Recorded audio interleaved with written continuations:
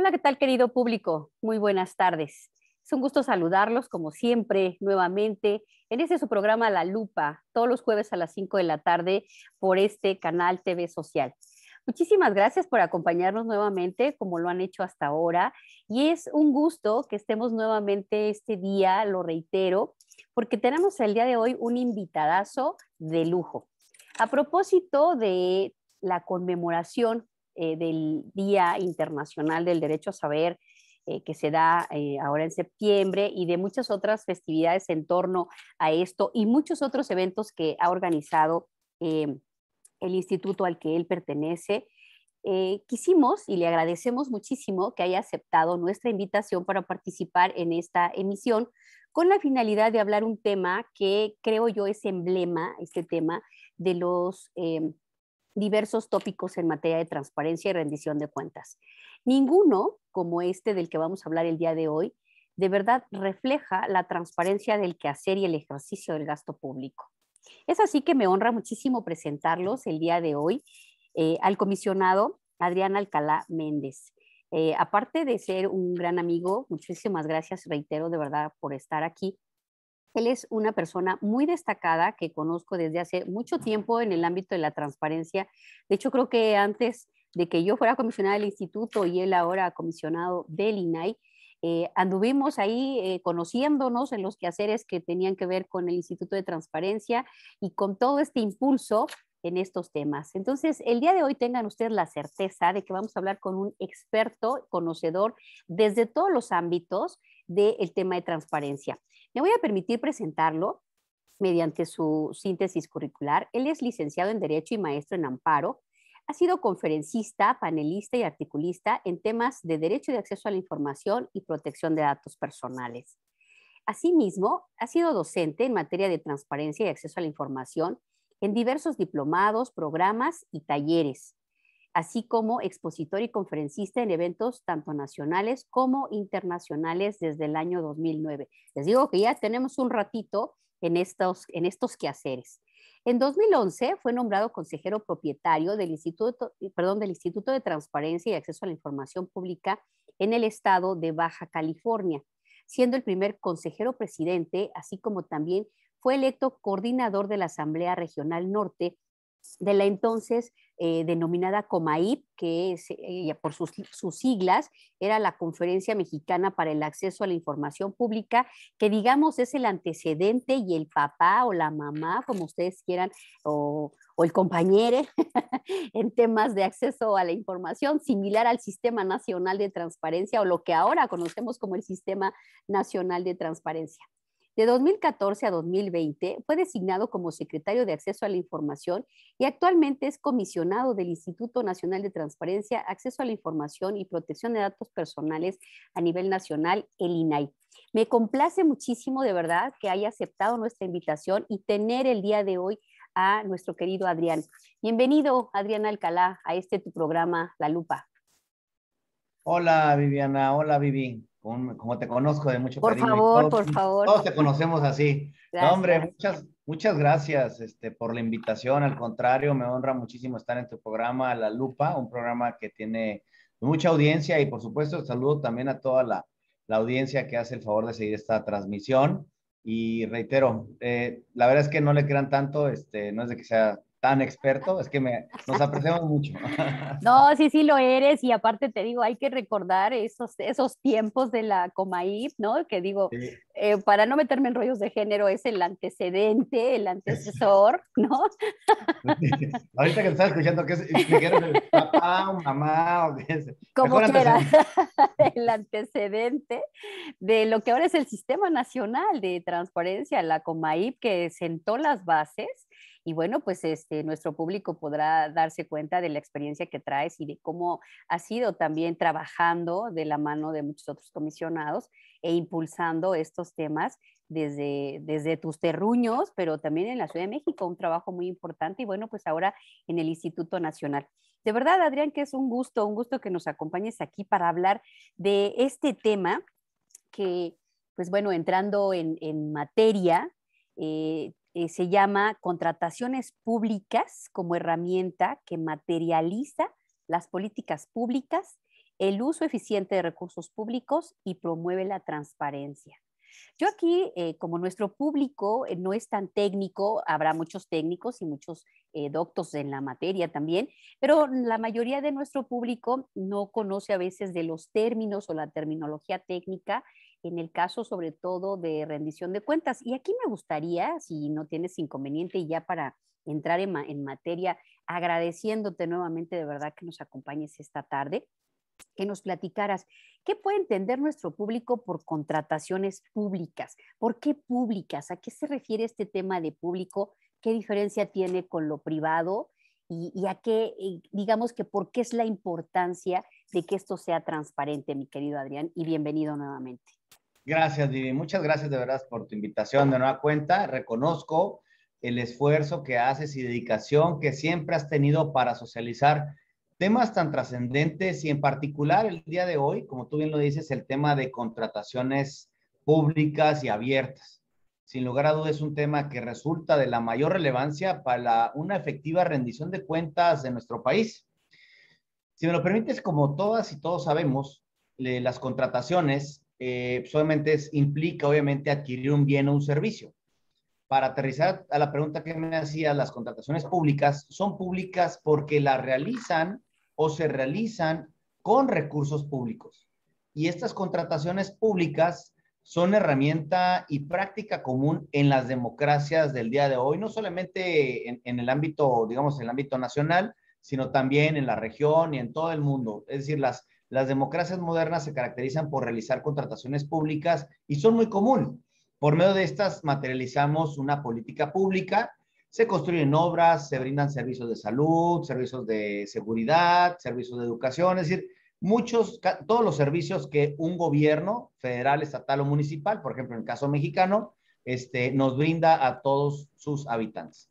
Así pues, los contratos que celebra un gobierno son una actividad sin la cual el resto de las funciones que realiza el propio gobierno sería imposible llevarlas a cabo. Todo lo que se adquiere, sea bien o servicio, se realiza a través de la figura de la contratación.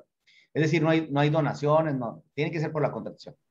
El objetivo principal de una contratación justo pública, o con recursos de ustedes, de nosotros, que contribuimos al gasto público en términos de lo que establece la Constitución a través del pago de nuestros impuestos, pues es la entrega correcta y nosotros como sociedad debemos estar vigilantes que la entrega sea correcta y que sea oportuna, tanto de bienes como de obras como servicios, siempre procurando el uso eficiente de los recursos públicos y promueven principios que rigen toda una contratación, como son el de transparencia, el de integridad, el de eficiencia, el de honradez y el de responsabilidad.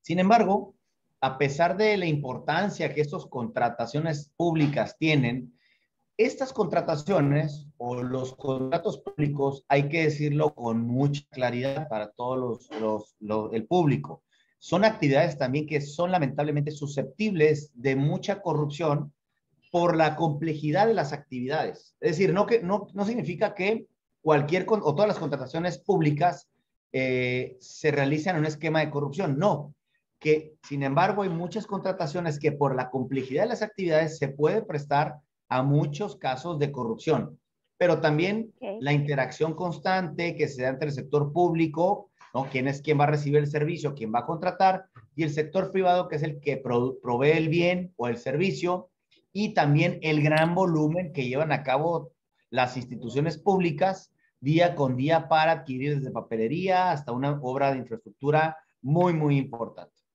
Te quiero interrumpir tantito, perdón, haciendo un paréntesis también antes de que hagas el tuyo. ¿Por qué sería más susceptible de corrupción una contratación pública que una privada? ¿Las privadas estarían exentas o tal vez porque no las vemos no podemos advertir eso? Fíjate que efectivamente, bueno, primero, por una parte, las contrataciones privadas no están exentas de corrupción. Claro que son susceptibles de corrupción. El tema está en que acá en la contratación pública son tantos los procedimientos que hacen muy engorroso el tema. O sea, a pesar de que están diseñados para evitar y blindar justamente una contratación, muchas ocasiones esa complejidad es lo que la vuelve susceptible de un tema de corrupción. Ahora, recientemente en la iniciativa privada se han incrementado, bueno, se han implementado estos programas con modificaciones a la ley, como lo que tiene que ver con el compliance, que no es otra cosa más que un programa de anticorrupción, porque sabemos que en las empresas privadas también, por supuesto, que hay actos puede haber actos de corrupción, pero aquí lo que estamos, o más bien tratando de responder a tu pregunta es justamente porque las actividades que se realizan para llegar a una contratación pública son muy complejas, eso los hace más susceptibles de corrupción. ¿Por qué? Pues por la publicación, por la apertura de los sobres, los 3 invitados, la licitación pública, sea nacional o internacional. Eso, a pesar de que está diseñado para poner condiciones de igualdad, de equidad entre la oferta y entre la demanda, se ha vuelto un tanto complejo. Pero además si le sumas que muchas instituciones públicas pues no evitan el procedimiento de licitación pública y se van por la excepción, de tal manera que la excepción se convierte en la regla. ¿A qué me refiero con excepción? La Constitución y la ley establece que todo lo que tú adquieras como gobierno, sea federal, estatal o municipal, o inclusive órganos autónomos como el INAI, realicemos la contratación desde un lápiz, la proveeduría de agua potable, a lo mejor para el instituto, la proveeduría del servicio de limpieza, la proveeduría de equipos de cómputo, se realice bajo el esquema de licitación pública. Y solamente por excepción se puede realizar por adjudicación directa, es decir, pues yo quiero que Viviana me lo venda, ¿no? O Ok. quiero que a Ah, lo sí. mejor alguien me lo venda, pero en especial o por invitación a cuando menos tres postores. Pues yo digo, a ver, va a participar Viviana, va a participar Edmundo y va a participar Erika. Pero muchas veces ya saben quién va a ser el ganador. Pues Elsa Viviana me va a dar mejor precio y entonces los otros van a estar descartados. Es decir, eso se vuelve la regla cuando debe ser la excepción. Eso Claro. permite márgenes de discrecionalidad, porque si estamos hablando de un procedimiento de licitación pública, ahí sí no sabes quién va a llegar.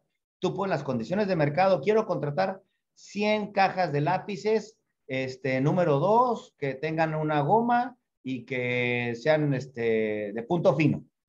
Pues ya, ¿no? Entonces va a llegar, te van a llegar las diferentes ofertas y entonces el gobierno, en términos generales, ¿no? Me estoy hablando a los 3 poderes, a los 3 órganos de gobierno, contrataría a quien le ofrezca el mejor precio, ¿no? Ahí sería la contratación. Pero, ¿qué es lo que pasa?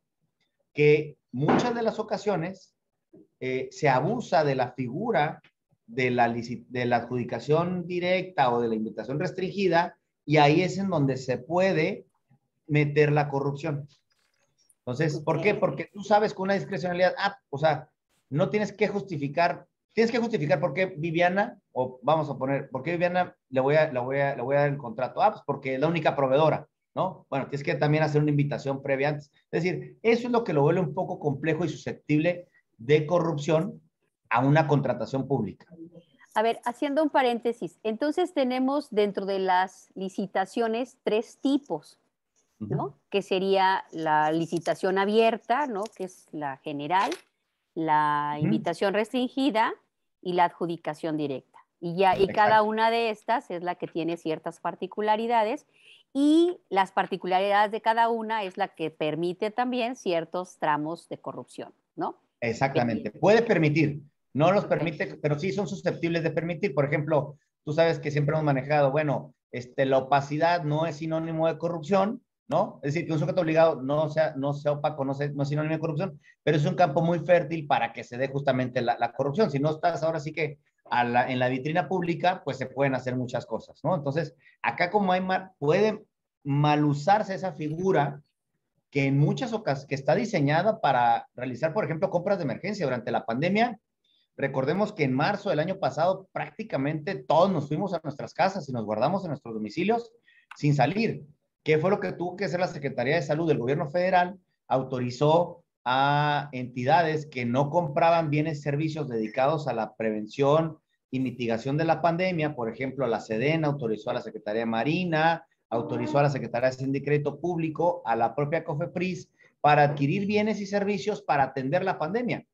En casos como estos, o lamentablemente el último terremoto que se dio aquí en la Ciudad de México, pues son temas que no están previstos en el presupuesto de egresos de la Federación y por lo tanto tienes tú que comprar para la emergencia. Entonces, Hay en una ese momento, urgencia, hay en la una urgencia, sí. urgencia, claro, Entonces, claro. ahí sí haces valer la figura de la adjudicación directa o de la invitación a restringida, porque el proceso de licitación es un proceso con planeación que tiene ciertas etapas, ciertos momentos y ciertos plazos.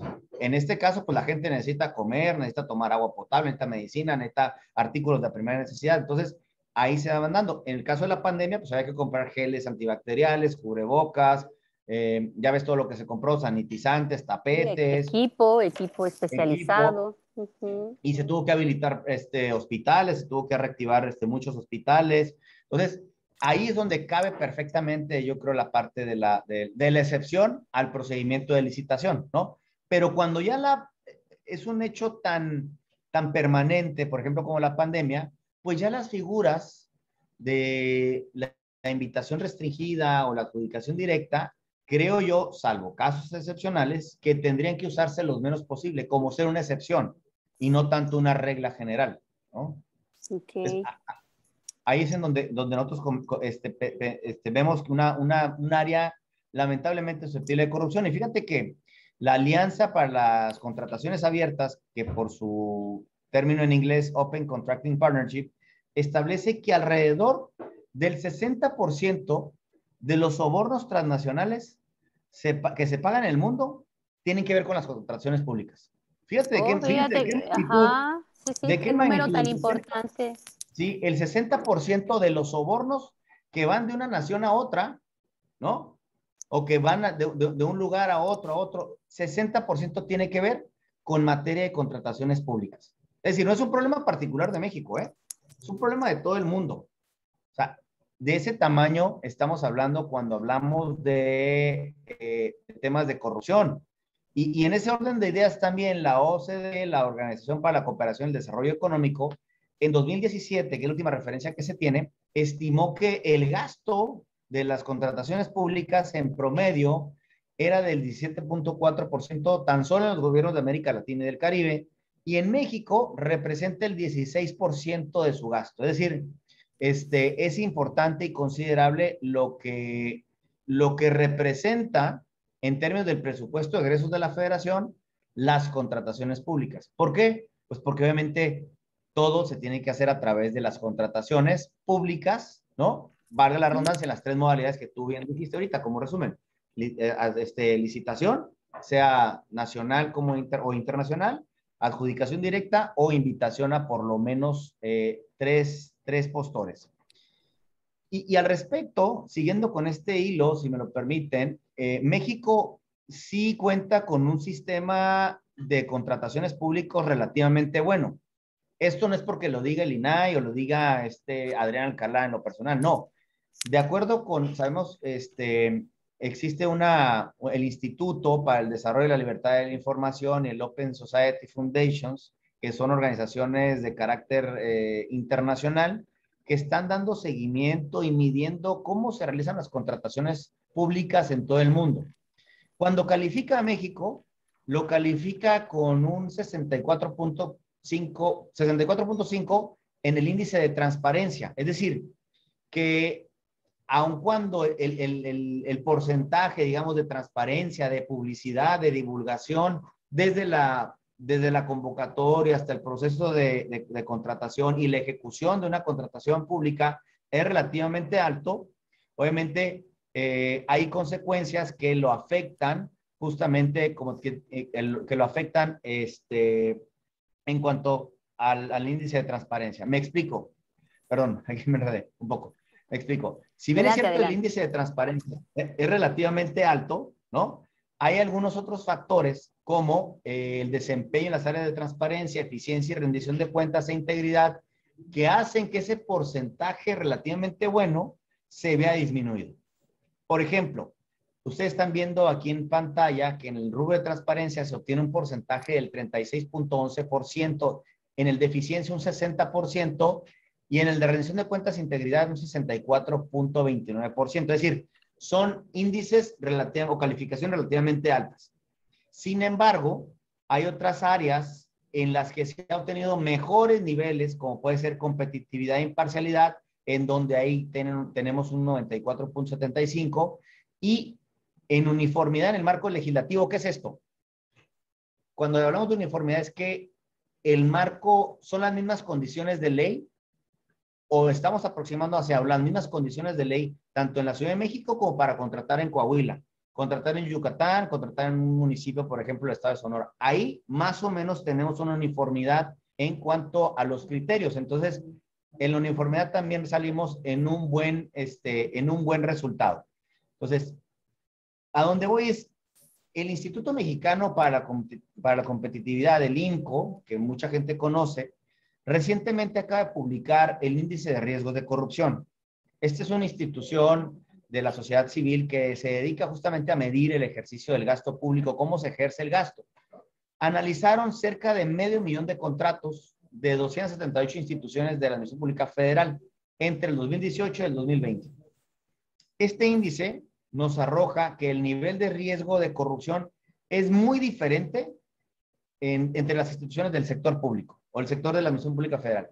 El hallazgo es interesantísimo, porque uno pensaría, bueno, entonces en la APF los índices de corrupción son los mismos. No, lo que arroja este estudio es que los índices o los riesgos de corrupción son diferentes. Hay unas instituciones muy robustas cuyo manejo de las contrataciones las posicionan en un bajo riesgo. ¿Por qué? Pues porque tienen esquemas de mucho rigor, de mucho seguimiento, de mucha planeación. Y en cambio, hay otras instituciones de la propia Administración Pública Federal en donde existen la opacidad total, falta de competencia. ¿Por qué? Porque normalmente ejecutan el gasto a través de adjudicaciones directas o invitaciones cuando menos a 3 postores. O la secrecía también, es decir, cuando no publican todas las convocatorias, esa parte también es un tema de falta de competencia o de competencia desleal, si se me permite el término, trayéndolo al tema de la plática. Es decir, aquí te quiero interrumpir tantito. A ver, antes de que pases a otra línea, a otra lámina. Mira, en la anterior a la anterior venía algo muy, muy simpático donde precisabas en las letras pequeñitas sobre la existencia de un manual para enriquecerse con contrataciones públicas, ¿no? Y llama la atención porque precisamente, o sea, si existe ya una metodología que supongo yo que está recomendada precisamente con la finalidad de evitar la anterior. En la anterior. ¿La anterior? Ajá, ahí dice, en el Open Contracting Partnership, dice, manual para principiantes sobre cómo utilizar la contratación pública para enriquecerse. Y me llamó mucho la atención, nada más que no te quise interrumpir porque era necesario escuchar de corrido lo que dijiste. Pero llama mucho la atención este manual que salga además de esta organización, porque efectivamente quiere decir que están detectados todos esos tramos en los que puede llevarse a cabo este tipo de prácticas y que una vez detectados es importante que todos los que tienen que ver con el ejercicio del gasto, con la fiscalización y con la transparencia, con la rendición de cuentas, puedan detectar estas cosas y evitar, ¿no? Tratar de prevenir que sucedan este tipo de conductas en las contrataciones, ¿no? Entonces, ya se tienen bien detectadas. Lo malo es que las prácticas aún detectadas no se inhibe que se lleven a cabo. Ese es ¿y qué opinas tú al respecto? Esa sería la primera. No, totalmente de acuerdo. Ese es el mensaje correcto. O sea, es decir, ya tenemos detectados en dónde se cometen, digamos, o se pueden cometer los mayores casos de corrupción. Digo, no son los mismos, pero después de varias variables, después de varios análisis de contratos, se dan cuenta que en esta parte del proceso hay un tramo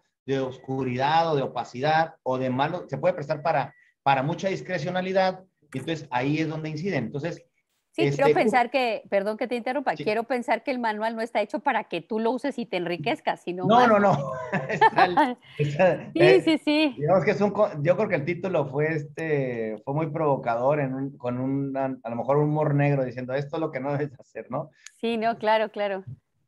Pero sí, y justamente donde quiero ir, donde vamos es qué es lo que estamos ahorita nosotros promoviendo desde el INAI, que es una herramienta que que visibiliza justo todo el proceso de la contratación, no solamente desde la ejecución, desde la planeación hasta la ejecución. Digo, estamos pasando obviamente por la problemática que tú ya bien lo comentas muy bien, perdón, en dónde están las situaciones de mayor riesgo de corrupción. Entonces, hace necesario que, por ejemplo, se tomen medidas para prevenir la corrupción. ¿Y por qué es importante? Bueno, ya lo dijimos. ¿Cuánto representa? del gasto, por ejemplo, en el presupuesto de egresos de la Federación, el 16% del gasto total, ¿no? Y estamos hablando de los tres órdenes, 16% de un presupuesto enorme, como es el del presupuesto de egresos de la Federación, para todo el territorio nacional. ¿Cuánto es lo que se gasta? Más bien, ¿cuál es los sobornos de manera multilateral o en todo el mundo de manera transnacional? Estamos hablando del 60% de los sobornos internacionales o transnacionales tienen que ver con las contrataciones públicas. Entonces, eso hace necesario que se tomen estas medidas para prevenir la corrupción y para combatir la propia corrupción. Y como parte de este mismo índice, el INCO señaló 3 principios, y lo pongo de una manera sencilla para todo el público que nos hace el favor de seguir la transmisión. 3 principios para asegurar el uso eficiente de los recursos públicos. Competencia, es decir, igualdad, que pueda competir lo mismo un pequeño empresario, un mediano empresario y un grande empresario para proveer de un bien y servicio. Competencia. Transparencia, es decir, que se publique todos los procedimientos, todas las contrataciones y que exista el cumplimiento a la ley. Me voy a regresar un poquito. Hace ratito cuando te decía que cuando el INCO analiza a 278 entidades de la Administración Pública Federal, determina este índice que hay situaciones de riesgo de manera muy diferenciada. Hay instituciones públicas que tienen unos procesos muy robustos, muy rígidos, en donde la corrupción es muy baja, ¿no? Y hay otras en donde hay una opacidad total que los vuelve, pero si los reyes, en donde se pueden dar situaciones de corrupción. Uno de ellos es por la falta de publicación de lo que va a contratar.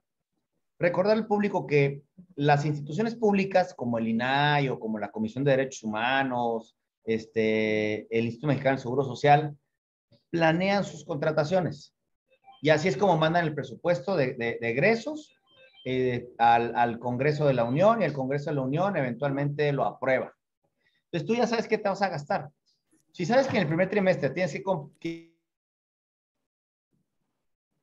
comprar, vale la redundancia, a lo mejor 1000 lápices para proveer a toda tu institución, pues lo vas a hacer obviamente y vas a publicar, ¿no? Con tiempo, tu necesidad, ¿no? Para que la gente participe. Pero si lo haces al cuarto para que se va a vencer el trimestre, pues no lo publicas y aparte la gente no sabe. Entonces eso hace también cuestiones de discrecionalidad que solamente sepan los que tienen que saber o los que siempre saben y alzan la mano y participan. Y muchas veces, ¿quién de ustedes, del público en general, no ha conocido algún proveedor del Estado que dicen, híjole, es que va a salir mañana una convocatoria y ya no alcanzo a programar o hacer mi propuesta? ¿Por qué? Porque ya sale mañana. Entonces, eso también permite los actos de corrupción. Oye, ¿dónde he visto ese tema? Ese tema de las convocatorias es un tema, en todos lados aplica, que la saco fast track para lo que quiero y que nadie se dé cuenta de lo que quiero hacer, pero ya cumplí, ¿no? Ya cumplí, O sea, exacto, ya cumplí con el principio de transparencia. aparentemente ya Bueno, cumplí. no, entrecomillado. ¿Por qué? Porque no le das las condiciones.